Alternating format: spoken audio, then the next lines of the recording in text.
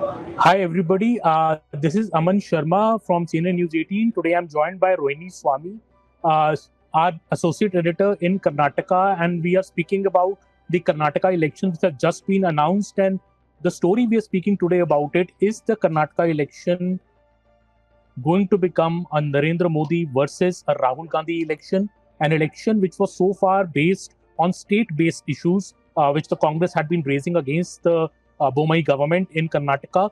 Suddenly, with Mr. Rahul Gandhi's rally now scheduled for Kolar in Karnataka on April the 9th, BJP is hoping that the election becomes a national election, issue-based election, where Mr. Modi is taking on Mr. Rahul Gandhi and national level issues are being discussed apart from actually development, which the BJP has been raising in a big way. But first, the big story which Rohini is bringing us, Rohini, PM Modi planning a blitzkrieg in Karnataka, lots of rallies and roadshows. What is the latest details on that? Well, that's what the Karnataka BJP is looking forward to, as I hear when I speak to the leaders here, is, and as you rightly put, a blitzkrieg of Prime Minister Narendra Modi, because we've seen that he has, up till now, since January this year, come to Karnataka 7 times, and this is even before the elections were announced. Now that we've seen the announcement, around 2 dozen rallies and roadshows are expected by Prime Minister Modi himself. And this will be across Karnataka. It is interesting that till now he's covered most districts of Karnataka already, except for coastal Karnataka, which is it's known as the bastion of the BJP, the Hindutva laboratory of the BJP. Yet he has left that to the last because you always leave the best to the last, right? So but in terms of what they're expecting, is they're expecting a Modi tsunami. And this is what also has been expressed by Karnataka Chief Minister Mr. Basaraj Bommai as well.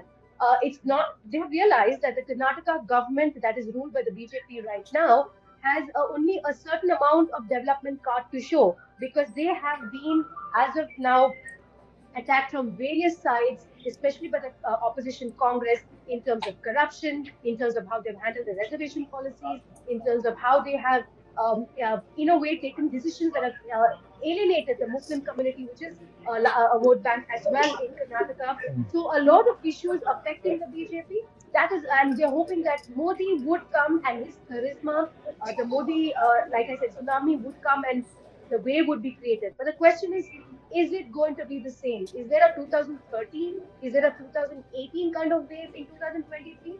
Well, people have seen the BJP in the center and the BJP in the state. But as always we realize, and you know that as well with your years of experience, that an assembly election is very different from a parliamentary election, and a national leader is very different from a local leader. So, without a face of a chief minister that is announced by the BJP saying this is the person who's going to be the face of the BJP as a chief ministerial candidate. This time the BJP goes to vote, and sorry, BJP asked for votes. And as Amit Shah had said in a public rally some time ago, that give Narendra Modi one chance this time, give BS Yediyurappa a chance this time. So they're trying to rally up as many votes as possible with the Modi Yediyurappa names. Clearly, I think it's a very deliberate strategy also, it seems, Rohini, to go without a declared CM face. Though they have an incumbent CM, but clearly it is not being specified that BJP wants to make this election more about national issues, more about the face of Mr. Narendra Modi. That explains almost, as you are reporting, about 2 dozen rallies and roadshows of Mr. Modi being planned in the state, all across the state. Uh, Mostly BJP is, as you correctly say, is saying that her vote Modi ji को जा रहा है.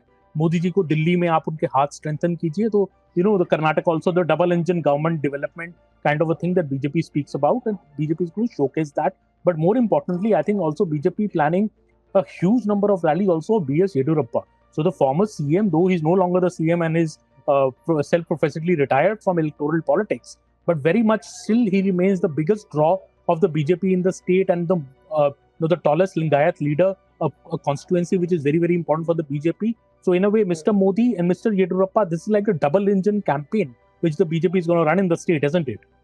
Absolutely. And they have realized that by sidelining Yediyurappa, they have only seemed to be losing ground. And this, they tested it initially. If you notice that in the first few months last year, after Bombay took over, they did hype a lot about Basaraj Bombay, again a Lingayat leader himself. But they realized that that kind of connect that B.S. Yediyurappa has over more than 4 decades of political career in Karnataka and as a Lingayat leader is nowhere compared to a person who is now the chief minister but has never been a RSS background, or for that matter, has come from the Janata Party to the BJP, right? So there's that the whole background also. But let me also tell you that whenever I talk to the BJP leaders, there's one sentence that I hear across the board: Modi ji आ जाएंगे, मोदी जी आएंगे तो सब कुछ हो जाएगा, कमाल हो Hmm. जाएगा. So that even though the fact that there is an anti-Hindi feeling in Karnataka, people ask people to speak in Kannada. Even when you speak to the leaders, they say Modi ji aayenge because they want to send a message right up to Delhi as well, saying we are waiting for you to come here and make things better for us here. So things have, and if you notice, look at the way the slew of projects that were inaugurated. It was typically a state would you would see the chief minister actually inaugurating and bringing out core promises and showing that we have delivered.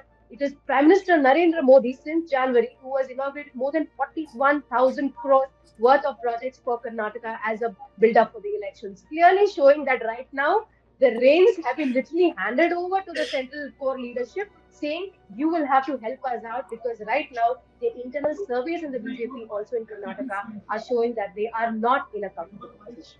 Exactly. So I think Congress so far, Rohini, had a very, I would say, a very sensible and an intelligent campaign to keep it on local issues. Be it the pay CM controversy, the corruption controversy, the reservation tangle, the point about Mr. Yediyurappa being humiliated after being removed as the CM. What message against so Lagayats. So in a way, Mr. Siddaramaiah and Mr. Shivakumar also seem to have buried some of their differences, and we see the ticket distribution in Congress has been pretty smooth so far. So in a way, the Congress did a very good localized campaign. Something a hint of which we saw also in the Himachal Pradesh campaign few months back when BJP won that state. But the entry of Rahul Gandhi and Rahul Gandhi choosing to do a rally in Kolar, the very place where he made that objectionable comment in 2019 for which he has been convicted in a criminal defamation case. Clearly, BJP will project this as continuous embarrassment, continuous humiliation of the OBCs, which are a major vote bank of the Congress. So in a way, also if Rahul Gandhi is speaking, obviously he will speak a bit about Adani. He will speak about the democracy in India. Going to smithereens, as he famously said in London, rather. So this also brings Congress on the BJP's pitch because BJP wants to play on this pitch. And in fact, just at our News 18 Rising India Summit last week, both Mr. Amit Shah and Mr. Mansukh Bhattacharya said if Rahul Gandhi wants to make an election between Mr. Modi and Mr. Rahul, we are more than happy because this will contribute to our win. So not just is Rahul's campaign entry awaited by the Congress, I think it's keenly awaited by the BJP. Rohini, if you quickly comment to that as a last comment. Yes, because the choice of Kolar as well, and Kolar is a constituency, it's a projection, especially for the Congress. One is because the kind of caste combinations that we see in Kolar, and because of the OBC background, and the Congress largely relying on the fact that they have been a Ahinda party, right? A party that is backed the entire Ahinda, or what is it, OBC and the other classes as well.